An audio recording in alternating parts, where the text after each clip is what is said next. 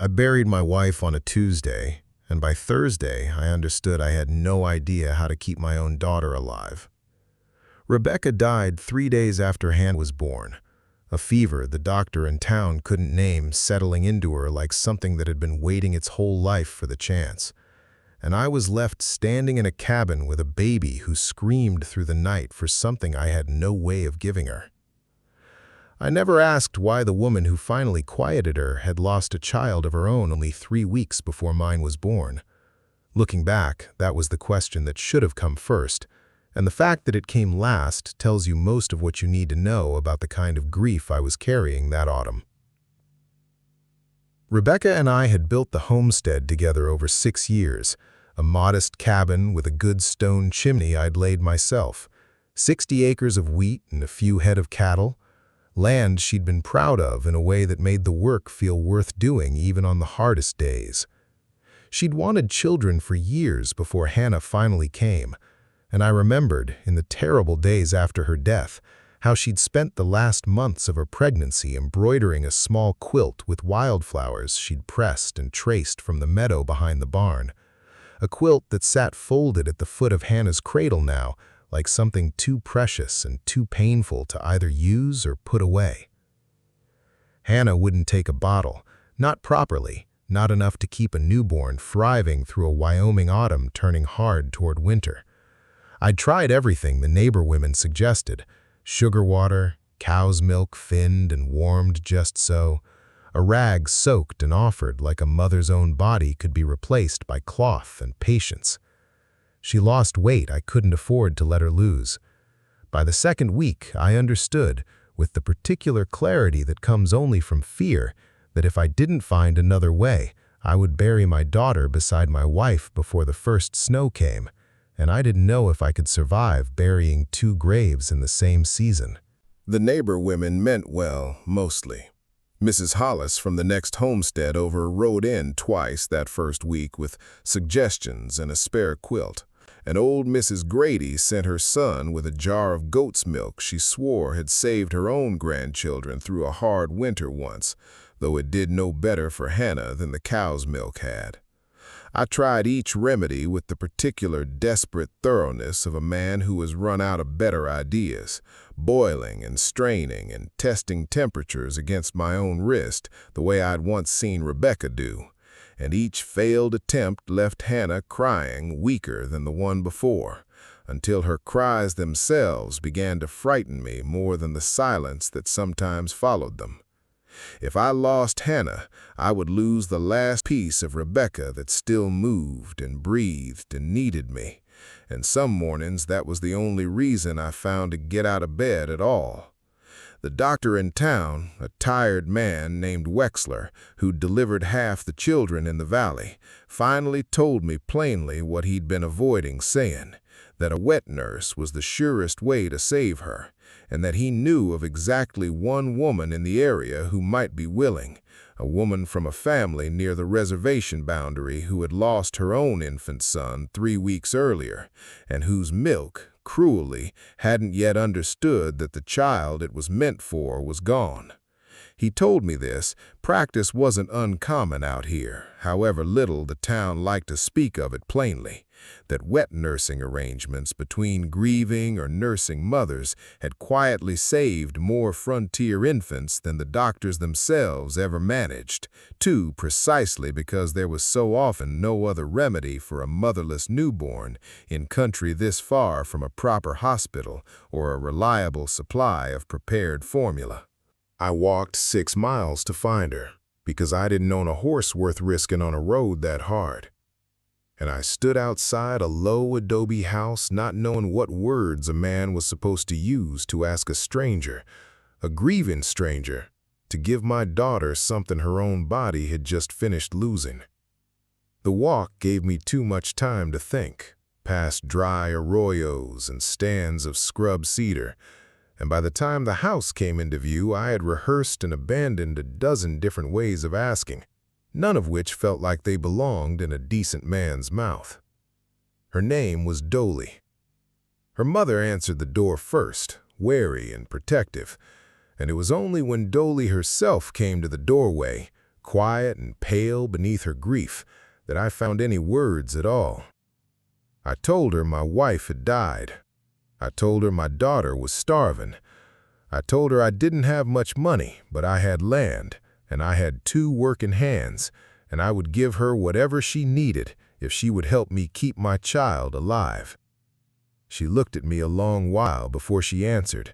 and I understood later that she was measuring not my offer, but the particular shape of a grief she recognized, because she was carrying the same one. She came to the cabin the next morning, and Hannah fed properly for the first time in 9 days, and I stood in the doorway of my own home and cried in a way I hadn't allowed myself to cry at Rebecca's funeral. Because watching my daughter finally settle into a stillness that meant she was being fed undid something in me that the burial itself had not. Dolly didn't speak much that first morning, beyond the plain necessary words of the arrangement: when she'd come, how long she could stay, what she'd need in return. I noticed the careful way she held Hannah, competent and gentle both, the hands of someone who had done this before and knew exactly how a newborn ought to be supported at the neck and the base of the spine.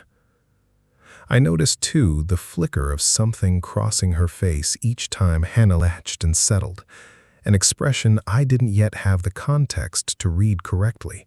though I understood even then that I was witnessing something more complicated than a simple business transaction. The wound Dolly carried I didn't understand fully for weeks. Her son had been born 3 weeks before Hannah, and he had lived 4 days.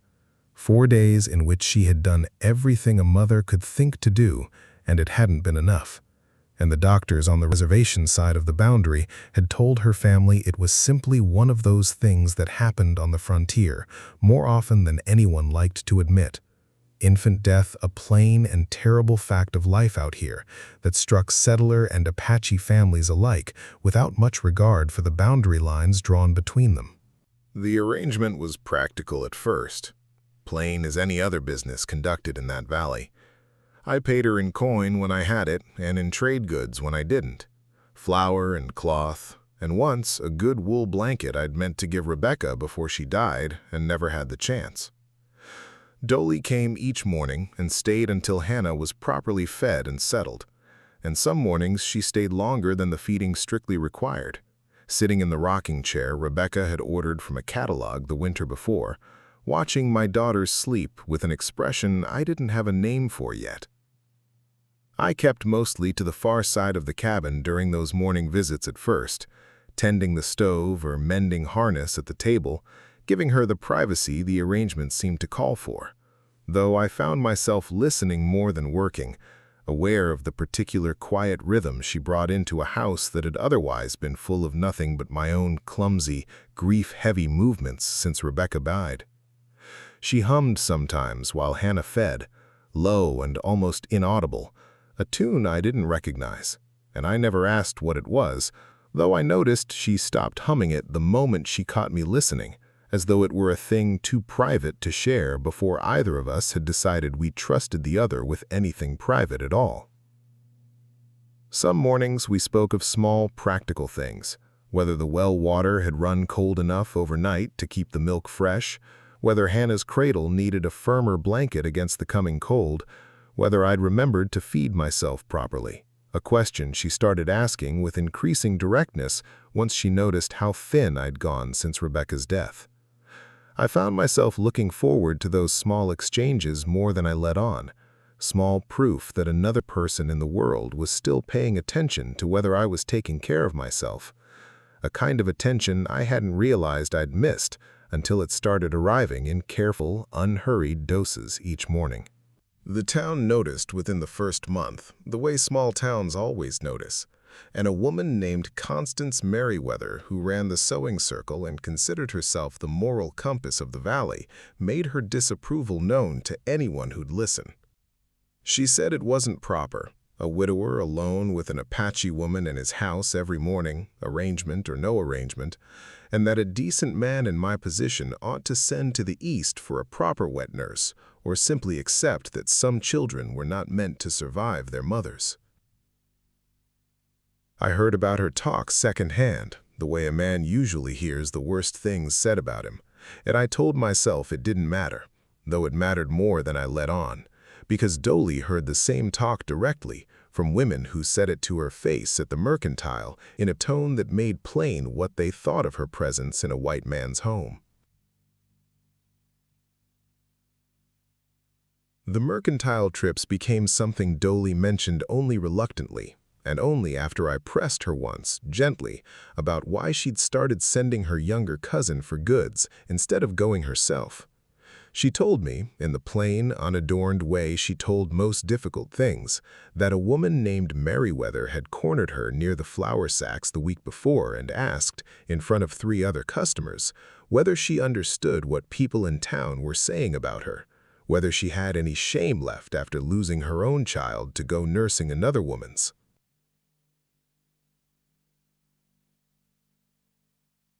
Dolly said she'd answered nothing, because there was nothing in that question that deserved an answer, and she'd simply paid for her goods and left, though I could see, telling me about it, that the words had cost her something she was still carrying. I asked her if she wanted me to speak to Constance directly, and she shook her head, saying that would only give the woman more to talk about, and that she'd rather carry the insult quietly than hand Constance the satisfaction of watching a man defend her honor in public, as though her own dignity required a settler's intervention to be worth anything. The first real turning point in what was happening between us came on a night in late October when Hannah spiked a fever that frightened us both badly enough to abandon whatever careful distance we'd been keeping.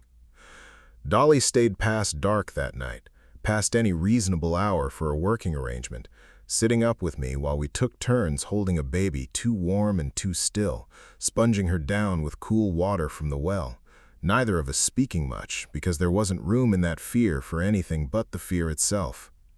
Somewhere past midnight, with Hannah finally cooling and sleeping fitfully between us, Dolly told me about her son for the first time, his name, which she said carefully, like a thing she didn't often let herself say aloud, and the particular sound he'd made in his sleep that she still heard sometimes in the quiet of her own house.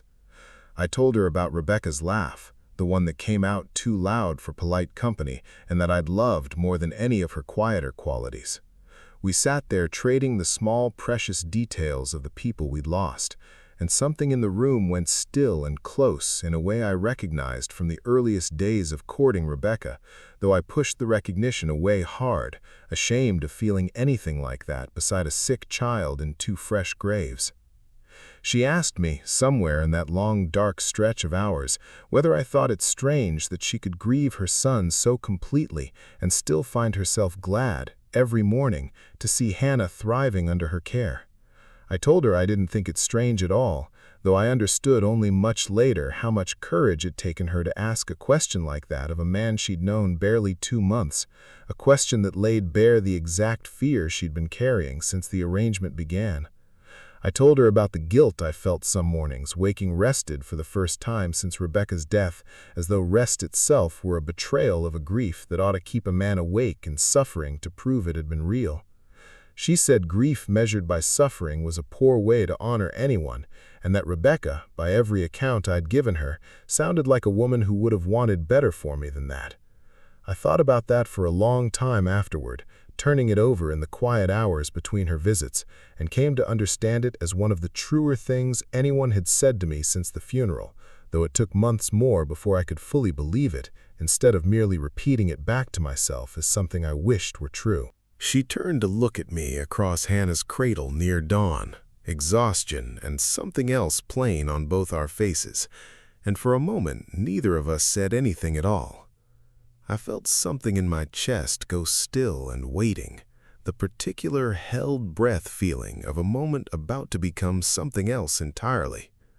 And then Hannah stirred and cried out, small and healthy sounding for the first time in hours, and we both moved to her at once, and whatever had been building between us in that stillness dissolved into the plain relief of a child who was, finally, going to be fine. The dark turn came from Constance Merriweather directly, 3 weeks after the fever, when she paid a visit to my cabin under the guise of bringing a covered dish for the motherless household,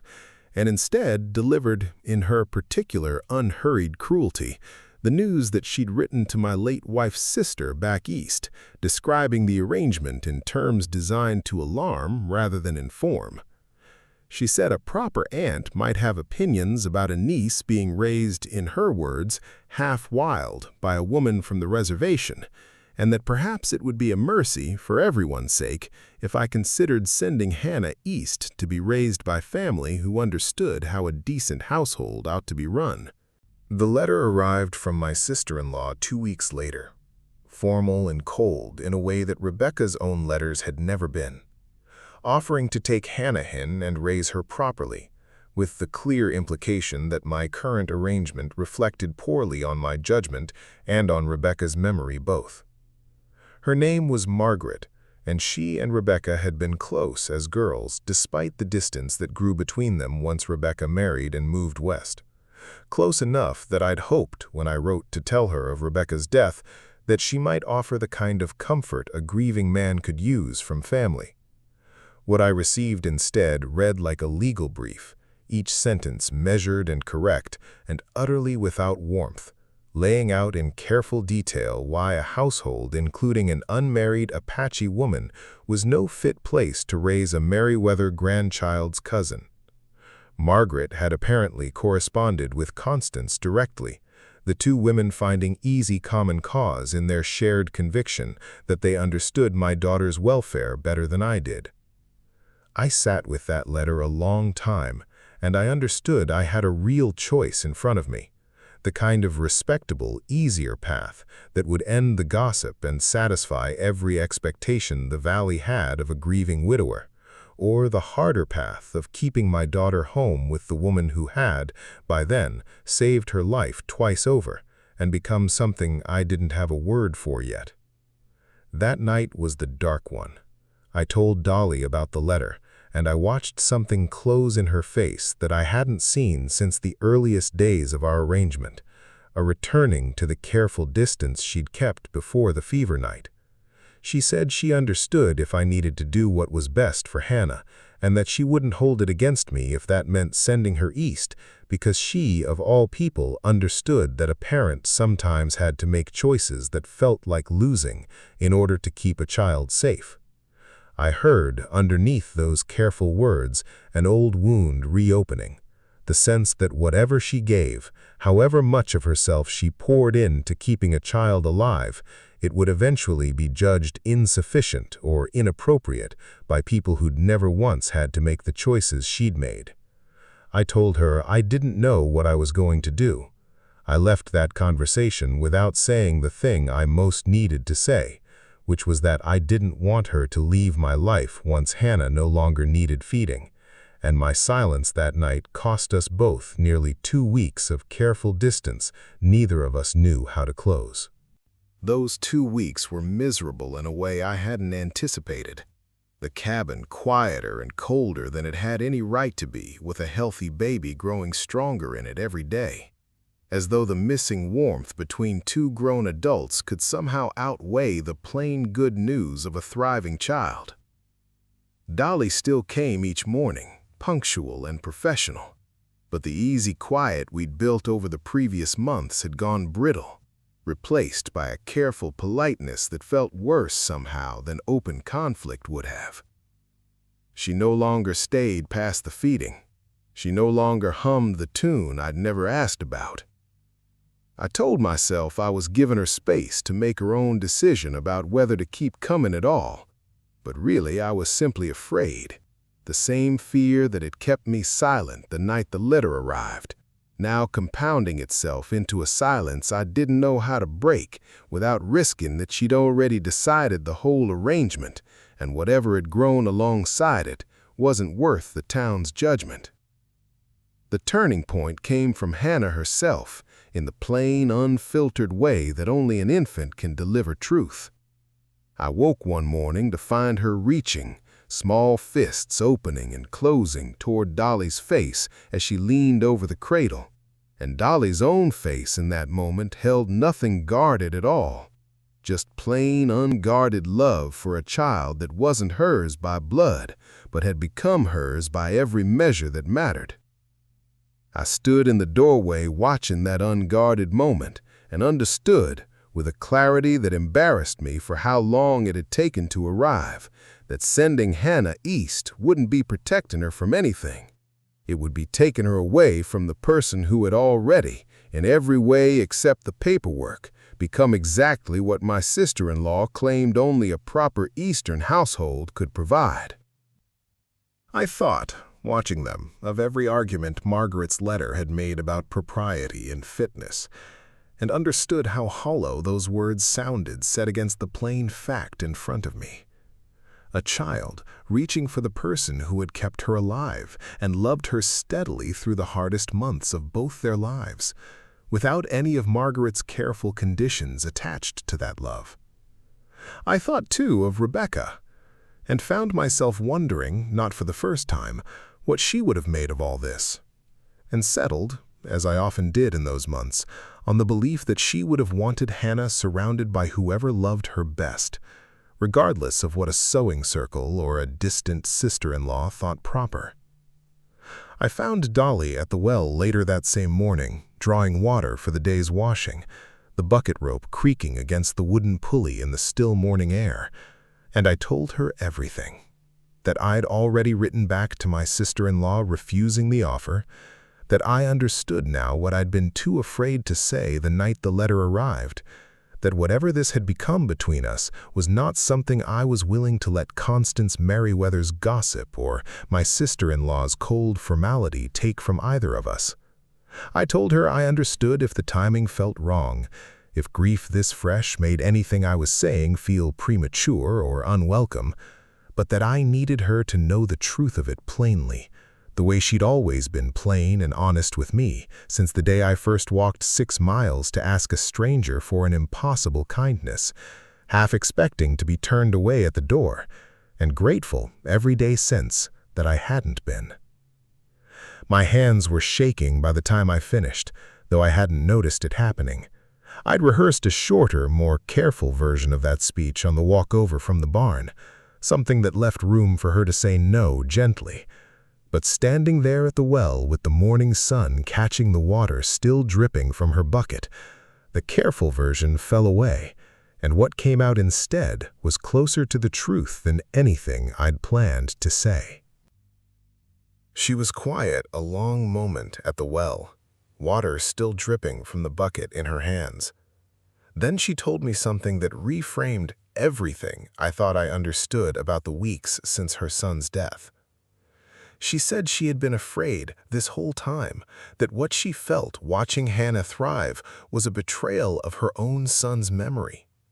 that loving another woman's child so completely meant she had somehow moved past a grief she wasn't ready to set down. She said my silence about the letter had frightened her, not because she doubted my feelings, but because she'd spent years learning that settler kindness came with conditions she couldn't always see until they were enforced, and she'd been waiting, braced, for the moment mine would too.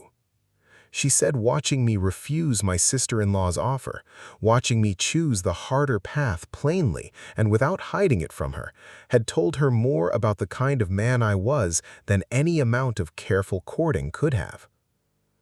She told me, too, about her son's name for the first time that morning, standing there at the well with the bucket finally set down between us. A name given by her grandmother, meaning something close to gentle rain in the old language, chosen because he'd been born during a soft spring shower that everyone in her family had taken as a good omen. She said she hadn't spoken his name aloud to anyone outside her own family since the funeral, and that telling me felt like setting down a weight she hadn't realized she was still carrying entirely alone. I didn't know what to say to that, so I simply stood with her while she cried for the first time in front of me. Not the careful, contained grief I'd seen before, but something fuller and more honest. And I understood that whatever trust had been building between us these past months had just deepened into something neither of us could easily walk back from, whatever the town decided to call it, whatever explanation either of us would eventually owe the people around us who insisted on having opinions about a grief that was never theirs to weigh in on. The resolution didn't arrive as a single tidy scene. Constance Merriweather kept talking around town months afterward, and some of what she said cost me trade at the feed store and cost Dolly dignity every time she walked into the mercantile for goods. But the doctor, Wexler, who'd started the whole arrangement, made a point of greeting Dolly warmly and publicly whenever their paths crossed, a small, deliberate kindness that carried more weight in that valley than he probably knew. Other small kindnesses accumulated the way they tend to once one person decides the gossip isn't worth honoring with silence. Mrs. Hollis started inviting Dolly along on her own trips to the mercantile, a quiet show of solidarity that shamed Constance's sharpest remarks into something closer to a whisper. The schoolteacher, a soft-spoken young woman named Eliza who'd always kept mostly to herself, mentioned once, within Constance's hearing, that she found it strange a woman who preached Christian charity every Sunday could find so little of it for a grieving mother doing honest work. None of these gestures ended the talk entirely, but they thinned it, the way a hard winter thins slowly into spring, not all at once, but steadily, until one day you notice the frost has stopped being the thing you plan your whole day around. Hannah grew strong through that winter and into the spring, healthy in a way that silenced most of the gossip more effectively than any argument could have, because a thriving child was a harder thing to argue with than a rumor. I watched her grow that winter with the particular attention of a man who had nearly lost her twice, noting each pound gained, each new sound she learned to make, the morning she first grabbed for Dolly's braid-loosened hair and laughed at the sensation of it slipping through her small fist. Dolly taught me things about caring for her that I hadn't known to ask about, how to tell a hungry cry from a tired one, how to settle her during the worst of a teething week, small practical knowledge that came from a place of loss, transformed slowly into something closer to purpose. I found myself grateful in ways too large for words most mornings, watching my daughter thrive under the care of a woman who had every reason in the world to have walked away from my cabin and never looked back. Dolly kept coming to the cabin long after Hannah was weaned and didn't need the arrangement that had first brought her through my door, and neither of us ever gave the valley a tidy announcement to gossip properly about. There was a Sunday that spring when Dolly's mother rode over with her, the first time she'd come since that first difficult morning I'd stood at their door asking for an impossible kindness. And she sat in the cabin a long while, watching Hannah crawl across the floor toward Dolly's outstretched hands before she finally spoke to me directly for the first time, telling me plainly that she'd worried these past months about what this arrangement might cost her daughter beyond what grief had already taken, and that she was glad, watching this, that it had given back something instead of taking more. I didn't have a good answer for that, so I simply thanked her, and she nodded once, satisfied, in the particular way of a mother who has decided to trust her own judgment about a thing she'd spent months quietly worrying over.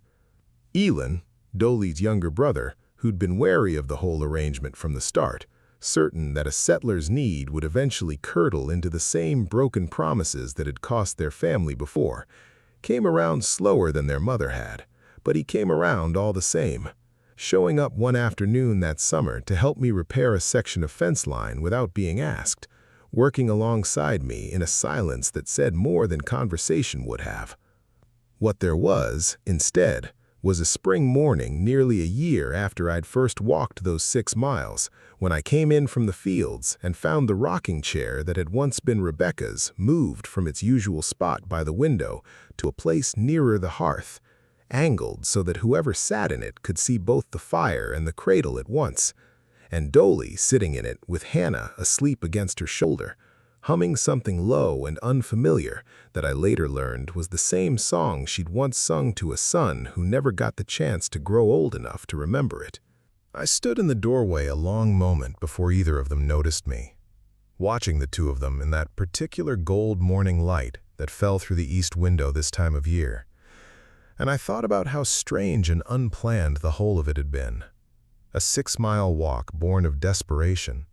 A wet nurse's arrangement that neither of us had expected to become anything more. 2 griefs that had somehow, slowly, without either of us quite choosing it on purpose, become something that looked less like separate sorrows and more like a shared life. Rebecca's quilt still sat folded at the foot of Hannah's cradle, wildflowers pressed and traced by a hand that would never trace another one. And I understood that keeping it there wasn't a betrayal of whatever Dolly and I had built. It was simply part of the same truth,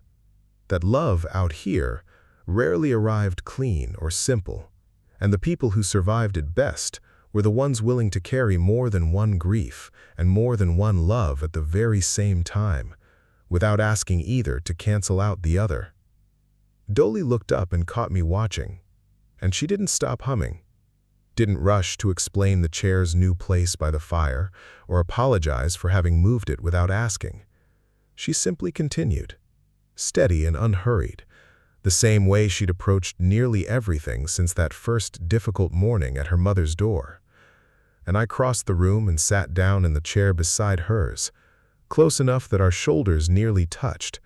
and watched my daughter sleep in the arms of the woman who had saved her life. And then, slowly, without either of us quite noticing the moment it happened, saved something quieter and harder to name in me too. Something I would spend the rest of my life being grateful she'd been willing to give a second time to a family that wasn't yet hers by anything but choice. She never told me she was staying for good. She just kept moving the chair a little closer to the fire, a little closer to us, until one day there was no version of that cabin that didn't have her in it, no version of Hannah's laugh that didn't answer to 2 voices instead of 1, no version of the grief I'd carried since Rebecca's death that hadn't, slowly, and without my ever quite noticing the turning point, learned to make room for something alongside it, instead of standing entirely alone.